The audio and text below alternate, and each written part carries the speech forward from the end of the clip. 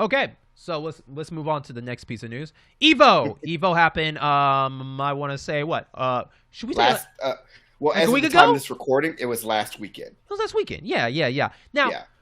I'm going to go ahead and set the stage here. I do not play fighting games as professionalism. I do not play a lot of fighting games in general, but I do enjoy watching it because there is some damn good fighters out there. It is entertaining to watch, and Yeah. I love the fan base when it comes to fighting games, especially when it comes to announcements and stuff. It's just hype because it's such a niche, and you can feel people fighting and loving for their game that they want to represent. You get to see, I see more of that fandom than people that are more fandom of non-fighting games most Yeah. of the time. More rabbit to games like Street Fighter and Tekken and Guilty Gear than you do with like Dota or what's that other one? I don't know. For Uh, first-person shooters or yeah, yeah. any other categories, like I could get more into it. It's more spectator sport friendly. yeah, because the fact that fighting games have more variety of characters that people can connect with. So hearing the hype of their character or their game that they love gets like an update or something like that. And I'm not gonna say people don't get excited of their own game. They love getting updates. But when it comes to fighting games, it's a little different because they have to deal with a lot more complicated things that other games do, either with balancing, fighting, content, and all that stuff. Yeah. It's like Zelda's easy because you got a massive world, you got a giant adventure. That can take you about 60 hours. That can take you longer, like 60 hours, depending what kind of game you're. Fighting games, you can like it for a second and then you can discard it. It's easy. Yeah. It's easy to walk away from a fighting game if you're not feeling for what it is and everything like that. So people get excited when you hear rollback netcode, which you Yeah. should not be excited about, but you are because it's been such an issue now that people have to put it out there because it's been such an issue, right? Or Yeah, well, we're more increasingly online, like the yeah, last few years have really highlighted that you need to have stable online for your game to remain like. And I think multiverses really brought the noise and put the fear of God in some of these companies. mm-hmm. They were probably working on the rollback netcode anyway, but multiverses made them kind of pick up the pace. It's Mm-hmm. like, wait, this game's free and it has better netcode than our game, and more people are playing it. Mm-hmm. Crap! All right, crunch time. I think multiverse set up the stage where Smash Brothers hurt that stage, right? Because Nintendo didn't care. yeah, right. Because Nintendo had everything going right, but the complaint was one of the biggest complaints. There's a lot more down that rabbit hole, Yeah, but non-character complaint. yeah, it was the internet online connections and all that. And we don't know what the future of that, but I hope that this is spoken loud and clear. Whatever the next iteration of Smash Brothers is going to be, that rollback netcode will be very important to them in that aspect. I don't know, but that's a different talk for another day. Now, but netcode now is becoming this thing that, like, if you don't say it, there's an issue. Especially now, you're getting these later games. You're getting these games that are later that have been out for a while. Finally, getting netcode. Dragon Ball Z, Samurai Showdown, all this kind of stuff, and then people are all up and all happy about it. I'm like, it's like, damn, we should not be happy about this, but it's good news. This should be a standard, but Yeah, it's good news. yeah, It shows.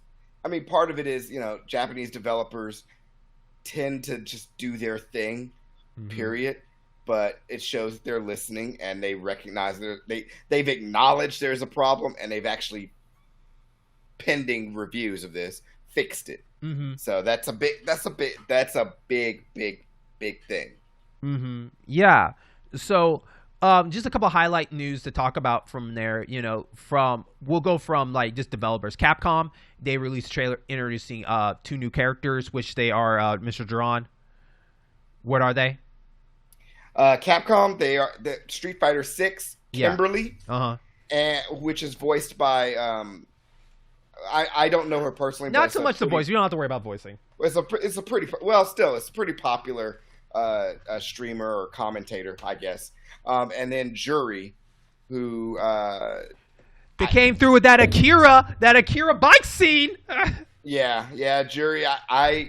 I will fully admit I fell off at Street Fighter 4, not even Ultra Street Fighter 4, just Street Fighter 4. Mm-hmm. So it didn't affect me too much, but Kimberly and Jury were the two characters announced, and I will say the action looks very fun. I might give Street Fighter 6 a try next year. Okay, right on. Yeah. But that's one of the big news that happened from there. King of the Fighters, which I enjoy King of the Fighters more than I like Street Fighter. Not saying Street Fighter is bad. It's just King of the Fighters just spoke to me a little bit more. King of the Fighters 15 got crossplay and new characters with a new season, and also announcement of a new Fatal Fury sequel, Goro 2. Yeah, which people didn't see that coming, and that's the hype I love. I was like, oh snap, they're bringing a classic back, and they're doing a sequel to it. I was like, people were hype about that, and like I told you before the recording, like I love crowd hype videos of people seeing games to be announced, because I want to hear that reaction. I want to get that hype. I want that energy that if I feel that same way, like it's like, oh shit, like I wish that I missed that for E3s. When we get those conference, like, don't get me wrong, I understand the videos are more convenient, it's easier for them, but damn, I do miss those crowd base of people coming on the stage and talk about, here, check out this next game we got, and just feeling that energy. It's positivity that is lacking sometimes, and it's that crowd energy which is actually very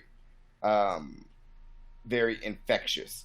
And honestly, I'm looking at the SNK official news release, and so I don't want to say it's the Garo DLC, but it's an actual new title. Yeah. To clarify, it's a new Fatal Fury Garo title. Yeah. So that's the part that has everybody. And it has an artwork. It has an artwork showing you that example. It shows Rock right on the front of it. Yeah. Yes. So. Good old Mark of the Wolves. Yeah. So, moving over to Arc Systems Guilty Gear, we got to see a new character, a new season being announced. Congratulations to them selling 1 million copies.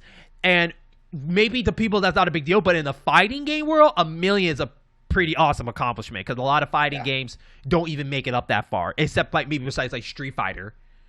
But it's basically Street Fighter, Tekken, and Mortal Kombat. Yeah.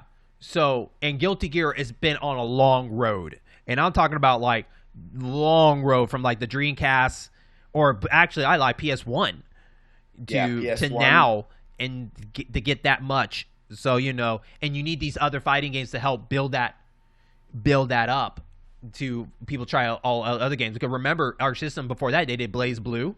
People probably forgot that was for a series for a while, and now they helped out with DMF Fighters, which sadly enough is not doing too well on the front.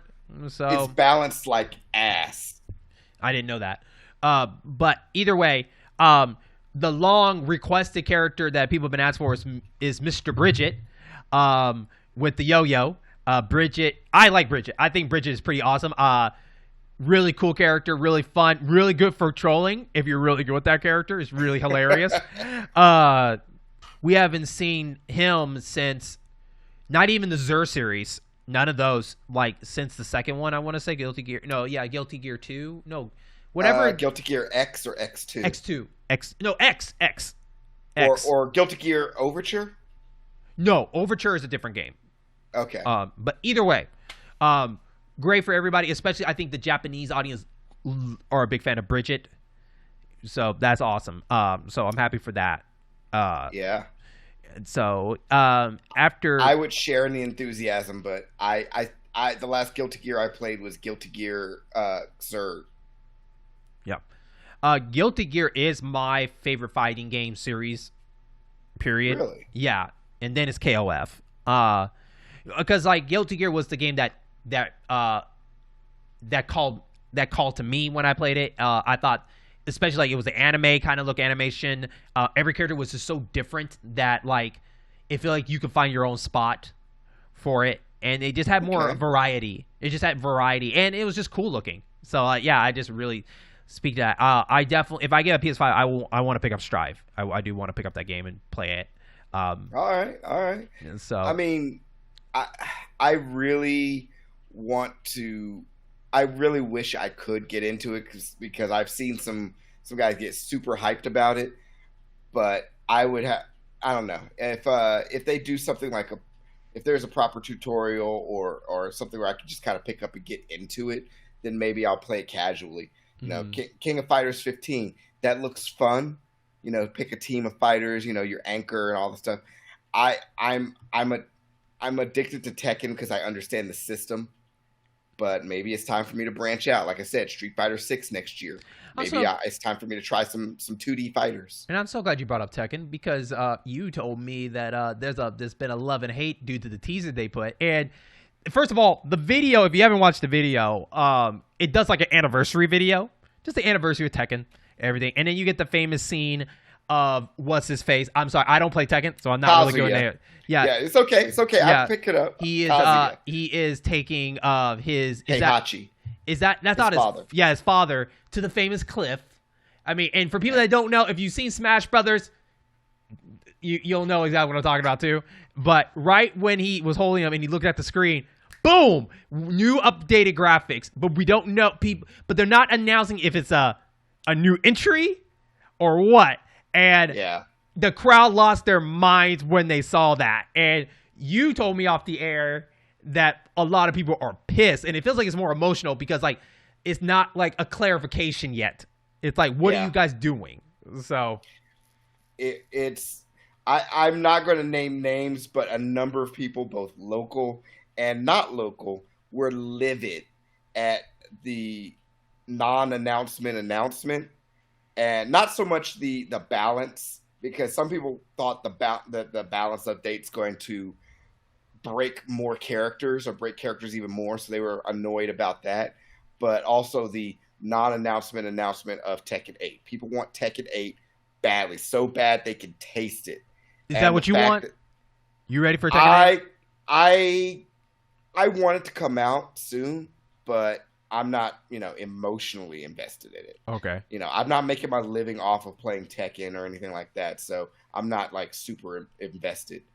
But I will say the announcement, they're probably not going to really announce anything big, like true or definitive, until the end of this Tekken World Tour, which is February of 2023.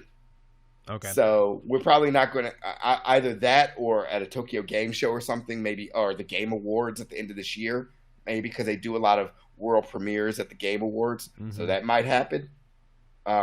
If not then the end of the TWT. And I think that's what has a lot of people pissed. Because they wanted to be announced there with the fighting community instead of somewhere else's stage. It's a mixture of that, because EVO is a place where a lot of announcements are done for Tekken. The last in-person EVO, they announced the season 3 and the season 4, I believe. But it's like you said earlier, it's mostly emotional, and people are going to get over it. Most people have already stopped talking about it. They're just talking about, all right, well, let's see what these new balance patch is next week, and let's see what we have to relearn or unlearn or whatever, and they're already moving on. Oh, I forgot to mention too, Bridge is available now. As we speak. It's been Bridge is available now. Yeah, off the Guilty Gear. As of this recording. Mm. Yeah. So and as of this recording, people are still kind of pissed about the Tekken 8 thing. Mm-hmm. So I mean, it's a long story. For those who don't know, delve into Tekken Twitter, realize how toxic some of that community is, and then run. But EVO overall, people loved it. It was hype. It was overall positive. I think this is the first in-person EVO that is under PlayStation's auspice. Like PlayStation owns EVO, so this is the first in-person EVO that PlayStation has put on, and apparently it kicked ass. So before we go into one of the big news that caught wave due to a movement, there is something there secretly in my head, and I think it's secretly spreading around. But with with SNK doing very well, you know, with the fact that we have King of the Fighters probably going to be one of their best selling games out of their series, based by the looks of it, because of the hype and everything like that. Then Samurai Showdown also getting rollback netcode, and that's been getting good raves and whatnot. And then we're seeing Capcom getting a bigger shine now compared to 5. I'm not saying 5 didn't like get a shine, but 6 feels like we don't even care about 5 right now. 6 is looking so hype. The reason I brought this up, go on. So my hype in some sort of way, and it would be so awesome for this next gen console thing. I want somehow Capcom and SNK to come back together. I want a Capcom versus SNK of some sort come back in some way. It's time again, man. They're both doing well. The characters are doing well. Like, come on, man. Let's get them together one last time. One last hurrah.